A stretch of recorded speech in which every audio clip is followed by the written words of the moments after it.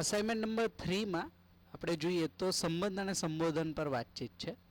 તો question number 1 માં પૂછ્યું છે કે કેટલા ટાઈપના સંબંધ પરિવારમાં અથવા તો કુટુંબમાં હોય. તો એનું એક લિસ્ટ બનાવવાનું. ફોર એક્ઝામ્પલ માતા પિતા, હે ને, પુત્ર પુત્રી, ભાઈ બહેન, પતિ પત્ની, દાદા દાદી, આવું એક લિસ્ટ બનાવવાનું. તમને જેટલા પણ સંબંધો ખ્યાલ હોય એ સંબંધોનું એ લિસ્ટ ક્વેશ્ચન નંબર 1 માં બનાવવાનું. ક્વેશ્ચન નંબર 2 માં પૂછ્યું છે કે કોઈ સંબોધન કોઈપણ સંબંધમાં સંબોધન ક્યારે ફૂલફિલ થશે અથવા તો કઈ રીતના કમ્પ્લીટ થશે. તો જેમ કે ભાઈ બહેન એક સંબંધ છે, હે ને, બે બાજુ કોઈ ભાઈ હશે એક બહેન હશે, હે ને, તો બે બાજુ એ સંબંધમાં બે વ્યક્તિઓ જે છે જેને આપણે ભાઈ અથવા તો બહેન કહીએ છીએ એ બે વ્યક્તિની અમુક એકબીજા સાથે અપેક્ષા હશે, એકબીજા પ્રત્યે કર્તવ્ય અથવા તો દાયિત્વ હશે, જિમ્મેદારી હશે, જવાબદારી હશે. તો જ્યારે એ સંબંધમાં જે ભાઈ અથવા તો બહેન કહીએ છીએ એ જો એનું કર્તવ્ય દાયિત્વ અને હું મારું કર્તવ્ય દાયિત્વ બરાબર ફૂલફિલ કરું છું તો ભાઈ કહેવાનો કાંઈક મતલબ છે, તો બહેન કહેવાનો કાંઈક મિનિંગ છે. અધરવાઇઝ એ ખાલી નામ છે, સંબોધન પૂરું નથી થતું. જેમ કે એક્ઝામ્પલ આપું તો આપણે ભાઈ કહીએ છીએ બટ એનાથી ઘણી બધી વસ્તુઓ છુપાઈને રાખીએ છીએ, સિક્રસી રાખીએ છીએ, હે ને, ખુલીને વાત નથી કરતા, તો એનો મતલબ ભાઈ કહેવાનો કોઈ મિનિંગ નથી, હે ને. તો ભાઈ કયો ના કયો શું ફરક પડે, હે ને. તો જ્યારે ભાઈ કહીએ છીએ એનો પાછળનો કંઈક અર્થ છે ને, તો એ સંબોધન ક્યારે પૂરું થશે, એમાં કઈ રીતના કમ્પ્લીટ થશે, એનો આન્સર અહીંયા વિચારીને લખવાનો. ક્વેશ્ચન નંબર 3 માં પૂછ્યું છે what is the real meaning of mother, હે ને. આ મમ્મી અથવા તો માતા જે સંબંધ છે એનો વાસ્તવિક અર્થ શું થાય અને માતા જેને કહીએ છીએ સંબંધમાં સંબોધન જે માતાનું છે એ સાર્થક ક્યારે થશે, હે ને, સાર્થક ક્યારે થશે એટલે ફૂલફિલ ક્યારે થશે.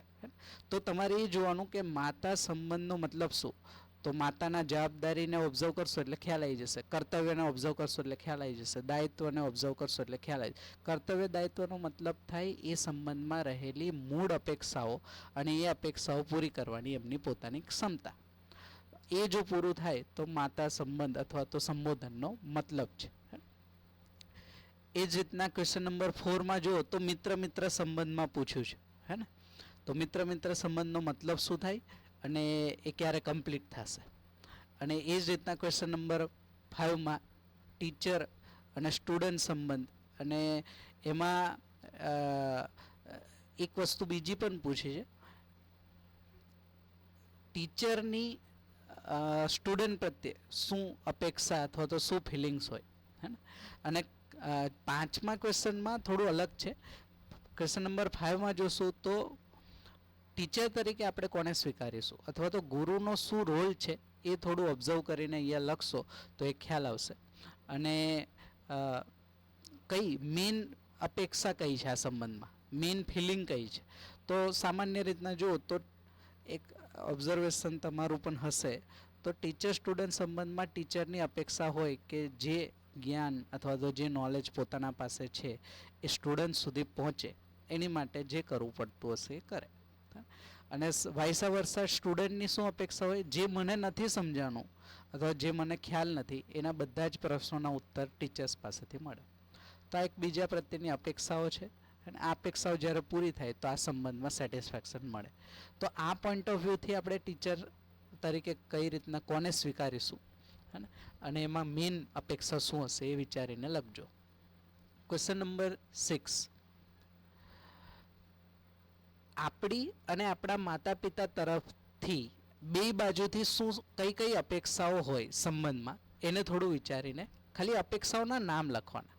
જેમ કે for example as a child અથવા તો એઝ અ સન મારા પેરેન્ટ્સ પાસેથી અપેક્ષા છે કે એ મને સમજે, મારા પર વિશ્વાસ રાખે, મારી જરૂરિયાતો પૂરી કરે.